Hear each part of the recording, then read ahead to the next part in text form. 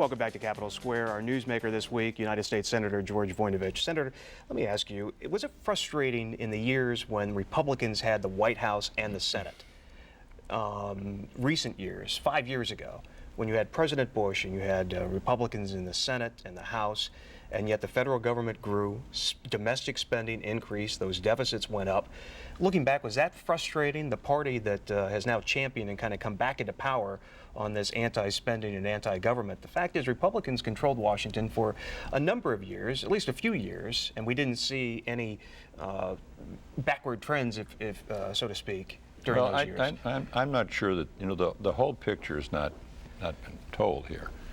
I mean, one of the things that that we did is we reduced taxes, and we were getting money in at about 16% of our GDP, and we were spending at 18 or 19%. So we had a period of time there where the money coming in wasn't able to take care of things, and that's why I had the big battle with them back in 2003, and they wanted almost $1 trillion of tax reductions, and I said no more than 350. I dug in my heels, and even now looking back on that, that may have been too much because of the fact that all during that period of time we were borrowing money from overseas, almost 50% of the money coming in to run the government. It's the same thing with the fact that we've recently extended the tax reduction, the Bush tax cuts. Yeah, and conservatives weighed in on that and made the argument against your opposition to that by basically saying, well, a tax cut doesn't have to be paid for, that extending the tax cut doesn't add anything to the deficit. I mean, you heard that argument. Well, the bottom line is the American people ought to know, our viewers ought to know, that enjoy the continuation of your tax reduction, as I will. But just remember that about half the money for your tax reduction is being provided by the Chinese and other people overseas. And I have to say that our national debt, and our budgets that are not balanced for as far as the eye can see, is a crisis that needs to be dealt with. It's a situation where we are mortgaging the future, have already, of our children and our grandchildren, and I think the American people down deep in their heart know that we have to become fiscally responsible. The world's watching us right now, and everyone else is cutting back, and here we are kicking the can down the road. And I have to say to you that we have to make some tough decisions. And I wanted a crisis, okay? If we didn't do this, we'd have a crisis. And what the crisis does is it gives people the backbone to do what their conscience tells them is something that's right to do. And that's what I'm concerned. If we don't do tax reform and we don't cut back on our spending in the next several months after this new Congress comes in, God help us, we're in deep trouble. Problems. A couple other quick things. The Iraq War, as you look back, you were very emotional during the debate over the Iraq War. We got into the middle of it, realized that we didn't have enough troops there. It became kind of it was a major issue in 2004.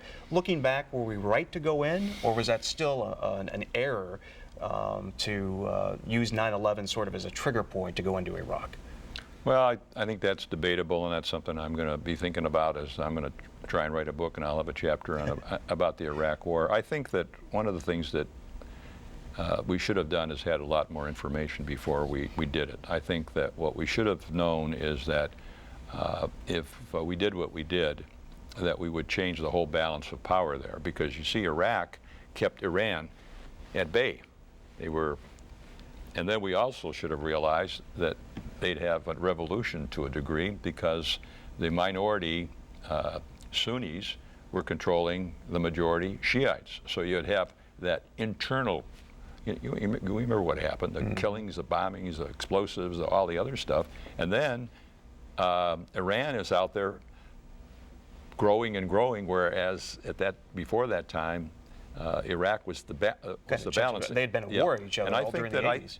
I think that we should have been a whole lot more thoughtful before we went in, to realize that once we got in, that it was going to have some substantial problems. And I was on the Foreign Relations Committee, and we kept raising these issues. It's going to get done on this. So don't worry about it. It's going to be okay. And then, the other one, don't worry about it. Don't worry about paying for this thing. They got a bunch of oil. Well, Right. yeah, we're still taking care of them. And I spent about an hour and a half with Maliki several months ago. And he said, I think in 4 or 5 years, we'll be able to take care of our situation because we're getting investment now in oil and we should be back on it. But think of the billions of dollars that we poured in there. So I think that we should have been a lot more thoughtful before we went in there. And that's one of the things as I look back on, I think that I wish that I had had a lot more information at the time because we kind of just assumed that things were fine, and the fact was we hadn't done the planning that we were supposed to do, and it wasn't until Petraeus got involved and we got our act together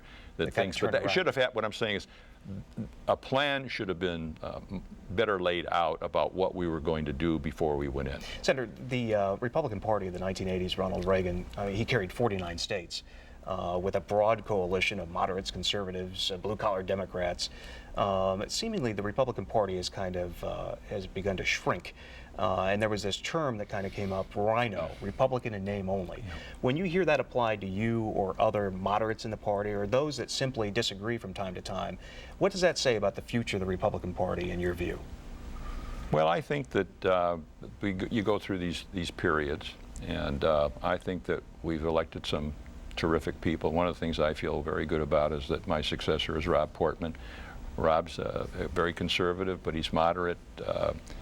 It's interesting that I've talked to some of the Democrats that worked with him in the House and said the guy, he works with people. He's here for the right reasons. And I think I've talked to several of my colleagues that are going to be around, and I think there's going to be a real effort to try and get a coalition of folks that want to move America ahead. We've got the people on the far right, we've got the people on the far left. But the American people want us to get things done. And when they see us, in fact, if you have a family, it's hard to get something done even when you agree. Right. But when the family is fighting, they know that nothing's getting done, that their interest... Does the Tea Party help or hurt the family, the Republican family? I think that we'll see. We'll see. I think a lot of people in the Tea Party are very frustrated people, and for the first time in their lives, they finally got involved in politics. But it's a very interesting thing is initially, and this gets back to the facts, you only get 3 facts. Well, why don't you do this? Well, somebody's got to come back, and by the way, there's 4 more facts. Right. And then you put those on the table. And, well, wait, oh yeah, okay. But what's happening is that they've got these facts, but I think as time goes on and they get involved in things, they're going to see that it's going to be a lot more complicated than they think. And I'm hoping it's good that they're involved. I mean, God, we need people that are involved. In the process. Exactly. And the other thing is that the moderates in the Republican Party have got to get off their duff and get involved also. They've been sitting back. Senator, if you can, just stay with us. We'll take one more quick break, and then I want to ask you about... Welcome back. Just a couple minutes left with Senator George Voinovich. Senator, let me ask you a couple quick things before we go. My parents, 40 years ago, in Van Wert, packed up the family. We moved to Arizona. They felt they had better business opportunities and the weather. Here we are 4 decades later. Ohio is likely to lose another 2 congressional seats. People are leaving this state. What do you say to particularly the younger generation of why to stay in Ohio, why invest and put roots and keep it here in the Buckeye State? Because the environment in Ohio for the living here, the educational system, people from all over the country want to come back to Ohio to educate their family and raise their families. We have great values that are most important in terms of, I think, of our families. In addition to that, I think one of the things the governor's challenge is to convince Ohioans that the glass is half full, not half empty. That was one of the biggest problems I had in Cleveland. Everybody was down on Cleveland. And the fact was we turned it around in terms of people. They believed in the future. There was an opportunity. I remember when I first became mayor, you couldn't keep people in town. When I left, some of the businesses were complaining they couldn't get them to leave because they enjoyed it so much. So I think that it's a psychological thing here. And I honestly believe that the ingredients are here for a great comeback. Well, it's when I became governor, everybody was down on the state, and we finished up with 600,000 jobs. We saw manufacturing jobs grow for the first time in 25 years, reduced our, well, the point I'm making is that it's your attitude. If you want to, you can concentrate on the negative, and we need to concentrate more on the positive, talk about the great things that our universities are doing and so on. Yeah. LeBron James went down there to Miami to the chagrin of many Ohioans. You got a place down there. We're going to see you more in Ohio or down in Florida in the coming Well, years. I'm going to spend the first couple of months in Florida. Frankly, I want to sorbet. My main goals, real quick, is take care of my physical, mental, and spiritual health so I can take care of my wife. And third is my grandchildren. And my greatest joy today is spending time with my grandchildren. And we have a new one across the street, lives across the street. And I'm changing diapers and doing all that stuff. And it is a joy to see that little girl, just the growth that's going on and the reaction I get, she gets from looking at each other. It's wonderful. Senator, as always, good to see you. And good luck. Thank you so much for joining us on Capitol Square.